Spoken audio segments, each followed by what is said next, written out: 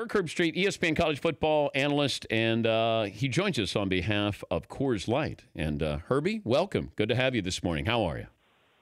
Great, Dan. How you doing? I'm good. I would like to know how this is all playing out with Wisconsin, because it feels like all of a sudden Wisconsin is the story of college. How did Wisconsin become the story of college football here recently? They're kind of caught in the crosshairs here because of that undefeated record and fact that last week there was six one-loss teams ahead of them.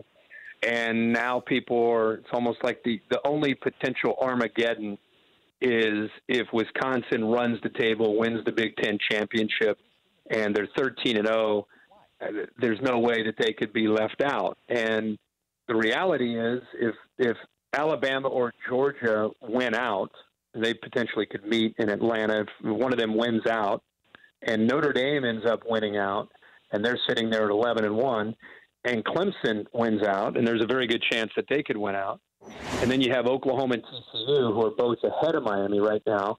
If one of them were to win out, then I think that's what would give Wisconsin some concern, because here we are undefeated, we're 13-0, and how can you have all these one-loss teams ahead of us? So that's our Armageddon right now. But it feels like we want to get so far on the road with this because we want this to blow up in the committee's face to say, see, we told you somebody got screwed here. And you know how this works. Every single week, who thought Ohio State was going to get torched at Iowa, right? Right. That's college football. You're so right. It happens every year. We get to November, first 2 weeks of the rankings come out, next week the third week, and people pull their hair out because it's subjective. The difference between the NFL and MLB and the NBA and college football and even college hoops is its subjective analysis. It's 13 people behind a curtain. Nobody understands what they're looking at.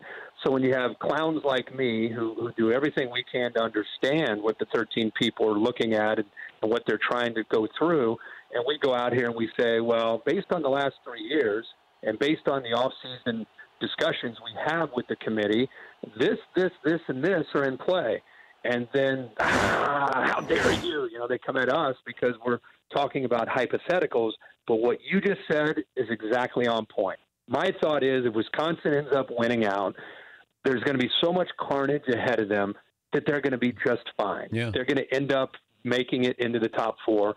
But sitting here right now with all these teams ahead of them, everybody's all uptight about the even thought about an undefeated Wisconsin not making it in. When did out-of-conference scheduling all of a sudden become even more important?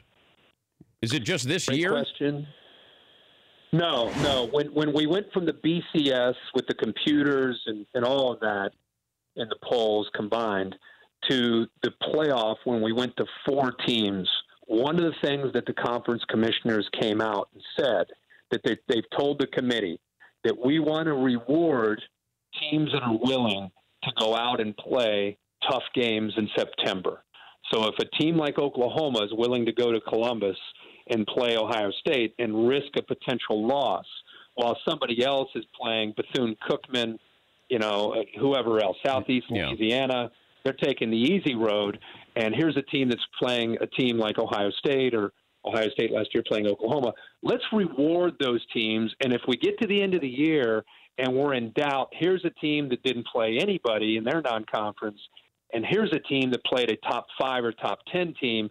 We're going to give them the benefit of the doubt and let them – that'll be a tiebreaker that we'll use. So basically the conference commissioners told the athletic directors and head coaches it'll benefit you to be willing to go out there and play tougher games in the non-conference.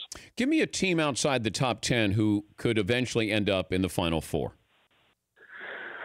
I guess a long shot would be Michigan State sitting there at 12. What a story they are this year. Mark D'Antonio, serious consideration for National Coach of the Year. Team was 3-9 last year. They're 7-2. They turned the ball over a lot against Notre Dame and lost early in the year.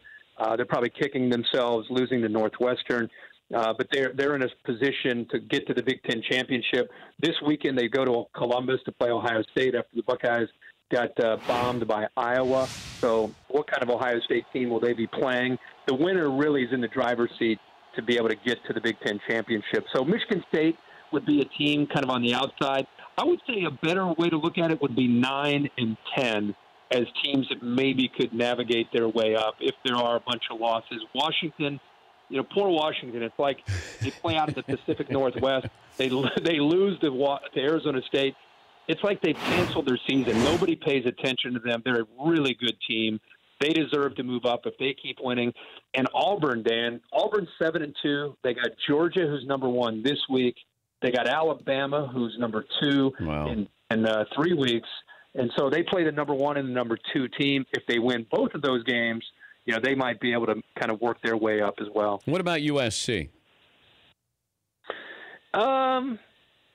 I think because of the way they lost to Notre Dame on the road in South Bend, they would need a lot of help. It's just like Ohio State. It's one thing to lose to Iowa, which teams do in November, but to lose 55-24 kind of sets you back. They lost to Notre Dame 49. USC lost to Notre Dame 49-14. The whole issue with Sam Darnold and having almost unrealistic expectations to deliver, I think that's weighed on him a little bit this year, and it's affected them. With that being said, they've really turned things around since that loss to Notre Dame. They've blown out Arizona State, took care of Arizona. They're going to win the rest of their next 2 games are Colorado and UCLA. They're headed to the Pac-12 championship against Washington. So, I don't know. If they beat Washington, again, a lot of stuff would have to happen for them to get up in there as the Pac-12 champ. The leading candidate right now for the Heisman is? It's got to be Baker Mayfield. For most of the year, it looked like Saquon Barkley because he was doing some things you just don't see happen from a running back. He was returning kickoffs. He was jumping over people. He was shaking people in the open field. And just having those moments for the first probably 7 or 8 weeks. Lost to Ohio State, and then they lost to Michigan State. And while he's gone through 2 straight losses, Baker Mayfield, his stock just keeps going up higher and higher and higher. And you know what was strange, though, Herbie, is I was looking, I said to the Danettes, this is before they played USC, I said, I have one of my favorite Heisman candidates, and I said he's not even in the top 50 odds-wise to win the Heisman. And I said Khalil Tate and what he's done and at Arizona. And then all of a sudden, the mothership comes out with their recent Heisman rankings, and he's 4th on the list. What happened? Yeah. Well, when did you get on him? Because he went from not playing, and then he went on a 4-week stretch. You must have caught him early on one of his first games. Mid-October is when I saw him, and then I went, this guy's fascinating. I don't know how good they are, but I know that he's fascinating to do this, and he didn't start the season. And then all of a sudden, I said, give me the Heisman list to McLovin. He's not on the list. I said, how can this guy, I think he was leading the nation in rushing, how can he not be at least in the top 50 with that? And now all of a sudden he's in the top 5. So, and he had a good showing against USC. So it's a nice story. It really is a good story. It's a good eye by you because their first, I want to say 4 games, he wasn't playing. Their starter, Brandon Dawkins, went down. He steps in against Colorado and goes ballistic. In every game since then, UCLA, Cal, Washington State. I mean, he's running for over 200 yards. And it reminded me a lot of Pat White when he was with Rich Rod in West Virginia, the way he was running their offense. So the loss to USC, he still put good numbers up. But you know how it is.